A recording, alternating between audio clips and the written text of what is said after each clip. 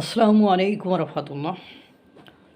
NCP ক্ষমতার নারীকে ব্যবহার করে ছুঁড়ে ফেলার কারখানা চালান, অর্থাৎ এনসিপি ক্ষমতার নারীকে লাগালাগি করার পরে ছুঁড়ে ফেলার কারখানা চালান। তারা কোনো রাজনৈতিক দল চালান না, এটা কোনো রাজনৈতিক দল নয়, এটা আমার কথা নয়, এটা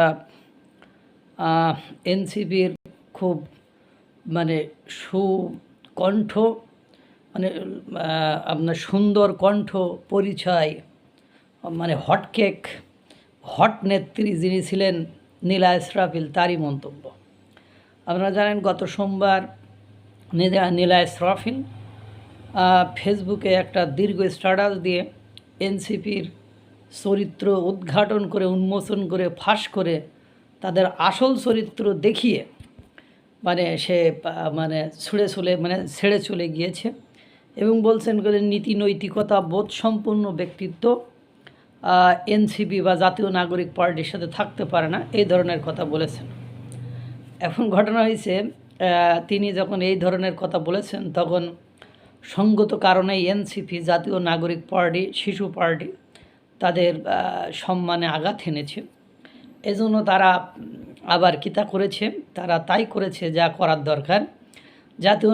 জাতীয় পার্টি থেকে নিজেকে সরিয়ে নিয়েছেন নীলা ইসরাফিল। সোমবারে এই ঘোষণা দেন তিনি। এরপর দলটির জাতীয় নাগরিক পার্টির সদস্য সচিব আক্তার হোসেন গণমাধ্যমকে বলেন, নীলা ইসরাফিল নাগরিক কমিটিতে থাকলেও তিনি এনসিপির কেউই না। আহা, ওই যে একটা কথা আছে যে বেশ্যা কখনো কারোর মা হতে পারে না। তো বিষয়টা হয়েছে ওরকম, যখনই আপনি ওদের সাথে একটু ওদের বিরুদ্ধে কথা বলবেন, দেখছি তো বহিষ্কার করতেছে, সাদাবাজ ধরা খাইলে সে তাদের কোনো দলের কোনো কিছু নয়, অথচ তাদের দল, নাম, গন্ধ সব কিছু সেই করে, সেই চাঁদা তুলে তাদেরকে ভাগ দেয়। তখন অনেক কিছু ধরা খাইলেই কি সাদা এনে দিলে পুরস্কার, ধরা খাইলে বহিষ্কার, এই স্লোগানের ভিত্তিতে চলছে। আক্তার হোসেনের এই মন্তব্যের পর এনসিপির কাছে নীলা ইসরাফিলের প্রশ্ন, আপনারা আমাকে কিসের ভিত্তিতে ব্যবহার করেছেন? নিজের ভেরিফাইড ফেসবুক পোস্টে এই প্রশ্ন করেন নীলা।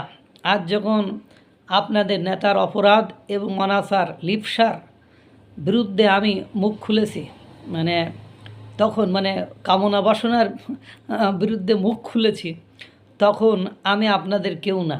এতদিন আমার কণ্ঠ, আমার পরিচয়, আমার ত্যাগ আপনাদের পক্ষে ছিল, তখন তো কোনো সমস্যা ছিল না। আপনারা কি দল করেন?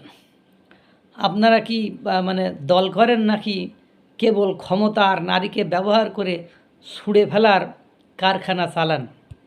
এরপরে আপনারা দেখেছেন আরও কয়েকজন ব্যক্তিকে, যারা এই যে ফারজানা সিথি,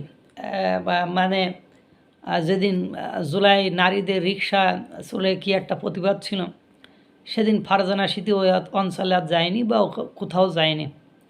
তখন ও একটা অভিযোগ করেছিল, যখন আন্দোলন করছিলাম তখন রাত 1টা 2টা 3টা কোনো ব্যাপার ছিল না, তখন গায়ে গাদ, কাঁধে কাঁধ, পাশাপাশি, ঘষাঘষি সব কিছুতে তাদের সম্মতি ছিল।